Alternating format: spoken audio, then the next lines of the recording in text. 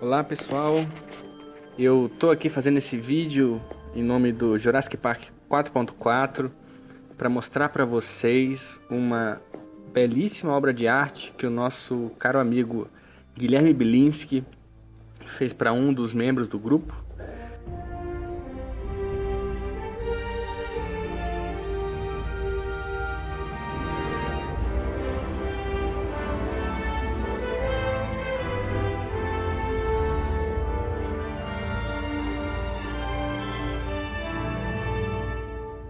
Bom, mas o que eu queria então?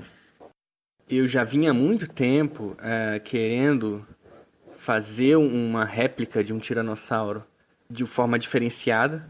Todo mundo gosta do tiranossauro do Jurassic Park, principalmente o tiranossauro do primeiro filme, né, que ganhou o apelido de Rex, né, baseado no apelido que Muldoon dá para ela no livro.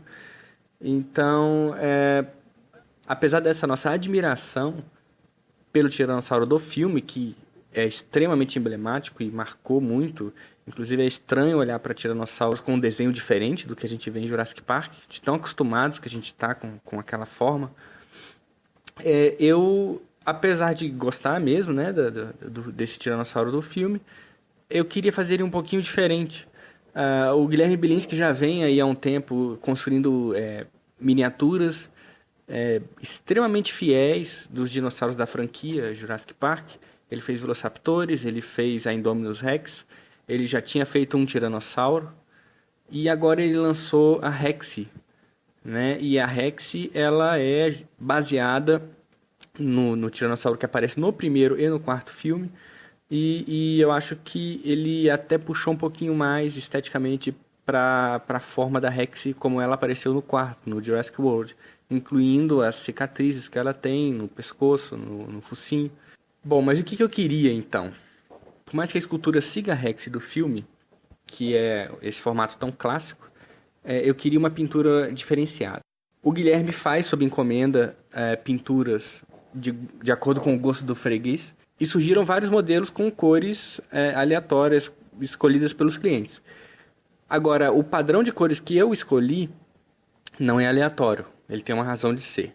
Eu foquei na Rex descrita no livro do Crichton, porque eu sou muito fã dos trabalhos do Crichton, eu admiro demais os dois livros da série Jurassic Park, e eu sempre quis ver materializada a Rex do livro, né? Inclusive para servir de base para a minha imaginação quando eu leio o livro. Então isso é uma coisa muito interessante, tentar trazer para o mundo real algo que não é palpável, algo que vem de uma descrição do livro, que, já vou até dizendo, é uma descrição muito abrangente, ela não é detalhada, o que dá muita margem para a imaginação. Então essa Rex que o Guilherme preparou, ela pode não corresponder às expectativas de todos os leitores, aliás, ela não vai corresponder às expectativas de todos os leitores, mas ela, de acordo com o processo de criação que eu fui levando com o Bilinski e os debates que eu fui fazendo com ele, ela obedece a todos os critérios de descrição do livro. Tá? Então, existe uma série de formas de fazer um tiranossauro obedecendo esses critérios e ele ter visuais diferentes. Tá? Porque esses critérios, como eu disse, são abrangentes. O livro descreve de forma muito simples e muito pouco detalhista como que seria a aparência desse tiranossauro, tá? Que é uma fêmea, aliás, dessa tiranossaura, né? Nós temos dois trechos em que o Crichton escreve a mesma coisa, tá? É a mesma frase, ele usa em dois momentos do livro para descrever a Rex. O primeiro trecho é esse aqui. Grant olhou para a enorme cabeça quadrada, 5 pés de comprimento, malhada marrom avermelhado, com enormes mandíbulas e presas. Esse é o primeiro momento em que ele coloca uma descrição. Depois, em uma cena seguinte, quando a Rex enfia a cabeça dentro da cachoeira, tem esse outro trecho. Com o rosnado baixo, as mandíbulas se abriram lentamente e a língua serpenteou para fora. Era grossa e preto-azulada, com uma pequena edentação bifurcada na ponta. Tinha 4 pés de comprimento e com acesso fácil para a parede oposta da reentrância. Grant olhou para a enorme cabeça quadrada, 5 pés de comprimento, malhada marrom avermelhado, com enormes mandíbulas e presas. Então é exatamente a mesma frase, tá? Enorme cabeça quadrada, 5 pés de comprimento, malhada, marrom avermelhado, com enormes mandíbulas e presas.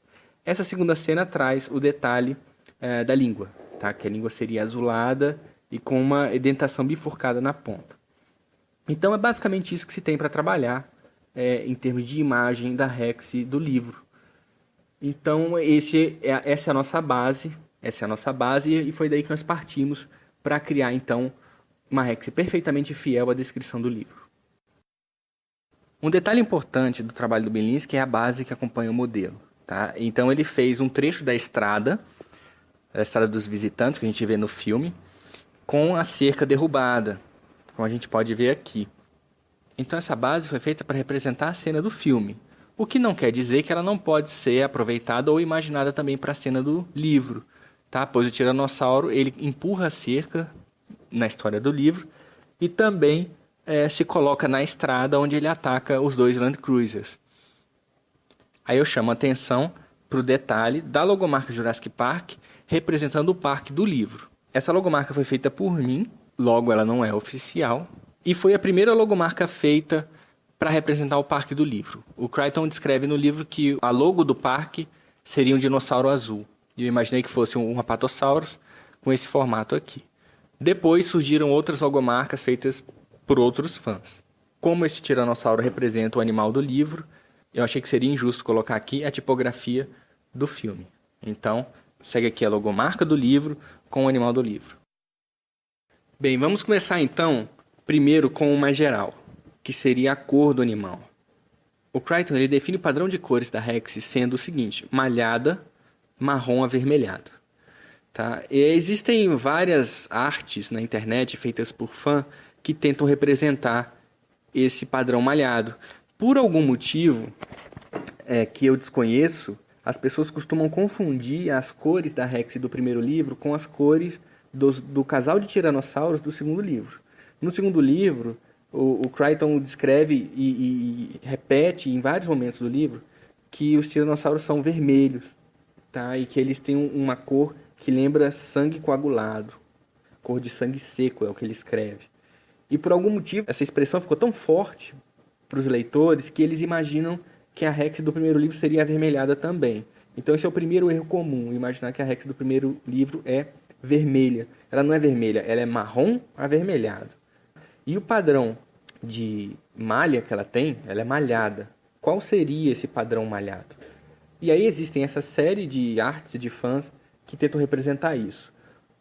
Eu realmente não fico muito satisfeito com elas, porque por mais que elas sejam tecnicamente fiéis à descrição do livro, esse desenho, esse padrão malhado, raramente parece para mim ser o padrão de um animal real, um padrão crível, um padrão que pareça ser natural. Só para registrar, as artes assim que eu acho mais bem feitas e interessantes de fãs brasileiros são da Camila Ali, do Paulo Márcio Esper e do Marcos Paulo. O maior desafio que eu enfrentei com o Guilherme é um padrão que pareça ser natural. E o sucesso da produção desse tiranossauro cabe basicamente e unicamente ao talento do Guilherme em fazer uma boa pintura, é justamente criar um padrão malhado que fosse realista, que fosse crível. Quando você olha para o animal, você sente que aquilo é real, que aquilo pode ter existido, que aquilo faz sentido. O Stan Winston fala um pouco disso no making of do primeiro filme, né? Quando eles vão decidir quais são as cores dos animais, eles têm esse sentimento de que eles estão indo para o lado certo, que eles estão criando algo que é real, que é realista, que dá para acreditar. Então, esse é o padrão que o Guilherme chegou. Ele iniciou a pintura basicamente passando um tom avermelhado por baixo e depois foi pintando por cima em marrom. Isso deu o tom perfeito de marrom e de vermelho, ou seja, um marrom avermelhado, nem vermelho e nem só marrom. E depois ele fez os detalhes, dando esse padrão de malha, né? Esse padrão malhado sobre todo o corpo do animal, que vai corresponder à descrição do livro e vai, ao mesmo tempo, o padrão escolhido e desenhado por ele é um padrão que nos passa essa sensação de naturalidade, uma sensação de algo que pode ter existido e que não é visualmente estranho. Uma opção que o Guilherme Belinsky dá aos compradores dos seus dinossauros é escolher se o animal vai ser montado com a mandíbula fechada, aberta ou semi-aberta. Para os modelos que ele faz em que a mandíbula não é articulada, o comprador é que decide. Se ele quer com a mandíbula fechada, a boca do animal fechada, com a boca escancarada, como se ele estivesse urrando ou se preparando para morder alguém, ou com a mandíbula semi-aberta. Eu acabei, depois de conversar com o Guilherme, optando pela opção semi-aberta, porque é uma postura natural do animal. Não é uma postura forçada, como seria a mandíbula totalmente aberta, e não é uma postura tão sem graça como ele manter a boca fechada. Que é interessante, por outro lado, por dar ao animal um visual extremamente elegante quando ele está com a boca fechada. Mas nós gostamos de ver os dentes, eu gostaria de ver o detalhe da língua bifurcada, então nós acabamos optando pela mandíbula semi-aberta. Essa aqui é a imagem da língua, ela possui essa pequena indentação na ponta para deixá-la bifurcada e ficar fiel ao que foi descrito no livro. E obviamente ela é azulada. Para chegar nesse desenho de língua, nós pensamos no padrão que a gente costuma enxergar naquele pessoal que faz tatuagem, piercing e faz esse tipo de trabalho no corpo. Eles costumam dividir a língua em dois e deixá-la bifurcada. Então foi isso que eu sugeri ao Guilherme fazer, porque eu acho que essa é uma forma mais realista. Porque quando eu imaginava a língua da Rexy sendo bifurcada como a língua de uma serpente, por exemplo, uma língua muito fina, com uma bifurcação muito longa, isso não me parecia realista. Me parecia forçado e de alguma forma não combinava com o animal como um todo. Mas esse padrão de língua bifurcada que a gente vê nesse pessoal que parte a língua ao meio, já me parecia mais realista. Então, corresponde à descrição e dá um visual bem mais realista para o conjunto. Então, eu quero agradecer aqui ao Guilherme pela disposição de enfrentar esse desafio comigo. Ele conseguiu completar isso com louvor. Ele fez uma peça maravilhosa, muito bem feita, muito detalhada, realista, fiel à forma do filme, tá? A escultura dele é excelente e ao mesmo tempo ele conseguiu transformar esse dinossauro fiel ao filme em um dinossauro também fiel ao livro. E eu acho que essa é a melhor forma de trabalhar. Sempre quando eu quero criar uma arte, e eu fiz isso também no mapa da Isla Nublar para o livro, sempre que eu quero trabalhar uma arte para o livro, para ilustrar algo do livro, e eu não tenho de onde partir, eu sempre uso o elemento do filme, porque assim eu acho que a franquia fica mais coesa.